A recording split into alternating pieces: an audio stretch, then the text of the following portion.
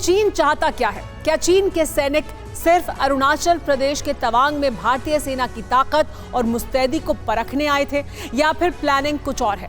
चीन ने बर्फबारी की शुरुआत के साथ ही 17,000 फीट की ऊंचाई पर घुसपैठ की कोशिश की। दूसरी तरफ चीन ने एलएसी के करीब फाइटर जेट, ड्रोन और हथियारों की तैनाती की है। सवाल यह भी है कि क्या दुनिया में अपनी ताकत दिखाने के लिए चीन भारत को एक बेहद आसान टारगेट मान रहा है?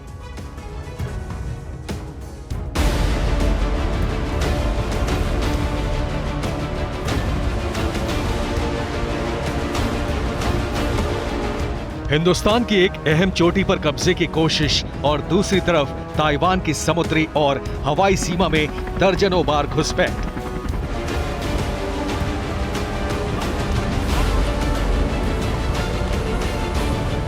ड्रैगन का पहला टारगेट ताइवान माना जा रहा था, लेकिन सवाल है कि क्या ताइवान की सीमा के करीब कई युद्धाभ्यास करने वाली चाइनीज फौज की स्ट्रैटेजी बदल चुकी है? TV9 भारतवर्ष तवांग साजिश का एक एक सच जानने की कोशिश में ग्राउंड जीरो की तरफ बढ़ रहा है।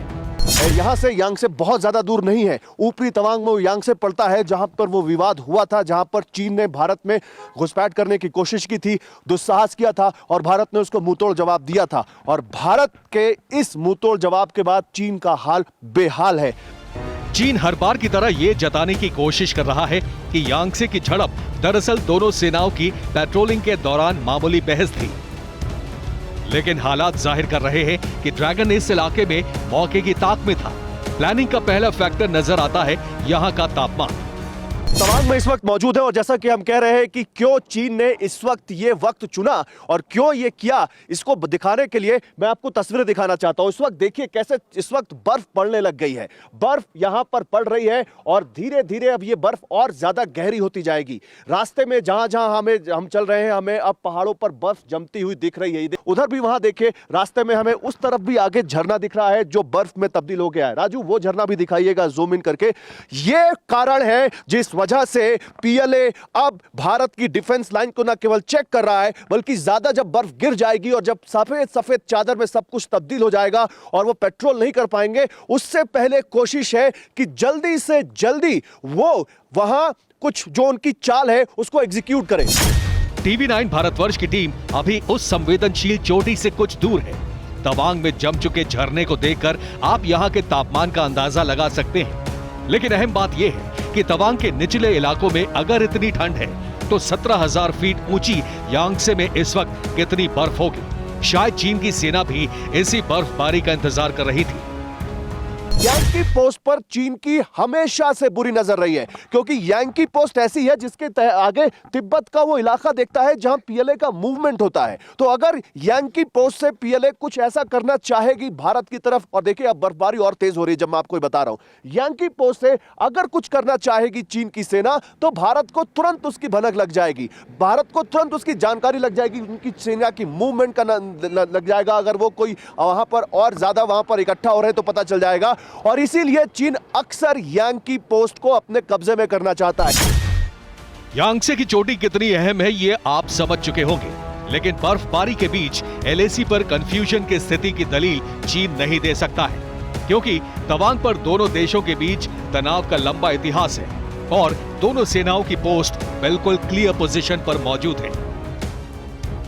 चीन घुसपैठ पर बहाना इसलिए भी नहीं बना सकता क्योंकि 9 दिसंबर को चीन के करीब 300 सैनिक तवांग में घुसने की कोशिश कर रहे थे, जबकि पेट्रोलिंग टीम में कभी भी 300 सैनिक नहीं हो सकते।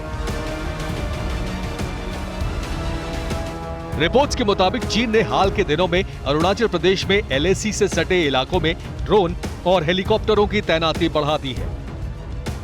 पिछले कुछ हफ्तों में 2-3 बार चीनी ड्रोन एलएसी के पास मंडराते देखे गए थे, लेकिन भारतीय वायुसेना के सुखोई 30 ने उन्हें खदेड़ दिया।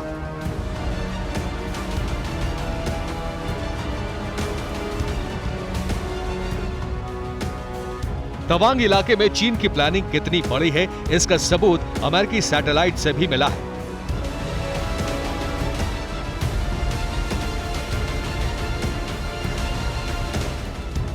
तस्वीरों में तवांग के करीब शिगास्ते एयरबेस पर चीन की बड़ी तैनाती नजर आ रही है।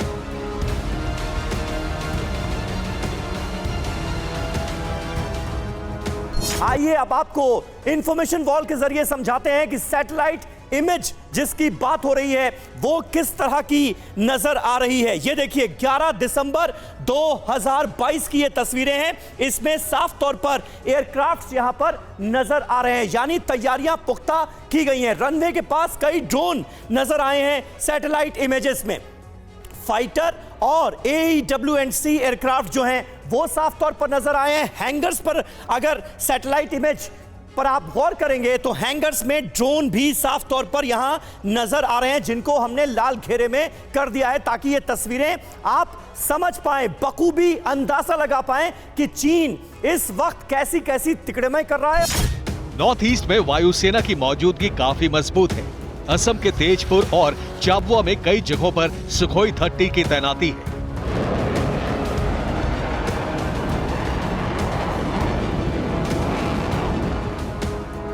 राफेल फाइटर जेट्स भी बंगाल की हाशीमारा में तैनात हैं, जो काफी कम समय में नॉर्थ ईस्ट को कवर कर सकते हैं। माना जा रहा है कि चीन अब अपने ताइवान प्लान को शिफ्ट कर रहा है और भारत को प्राइम टारगेट बना रहा है। जिनपिंग की नजर में दोनों मिशन बराबर हैं, लेकिन ताइवान के लिए तमाम तैयारियों के बाद जिनपिंग अटैक ऑर्डर इसलिए नहीं दे सके क्योंकि ताइवान को अमेरिका का ओपन सपोर्ट है। चीन को ताइवान पर अटैक करने के साथ ही अमेरिका, जापान और ऑस्ट्रेलिया जैसे देशों से युद्ध लड़ना पड़ेगा। लेकिन भारत के साथ ऐसा नहीं है। रूस यूक्रेन युद्ध ने हालात बहुत हद तक बदल दिया है। रूस भी युद्ध में उलझा है और जिनपिंग पुतिन से दोस्ती बढ़ा चुके हैं। ऐसे में जिनपिंग को लग रहा है कि ये भारत से पुराना हिसाब चुकता करने का सही समय है। Bureau report, TV9 Bharatvarsh.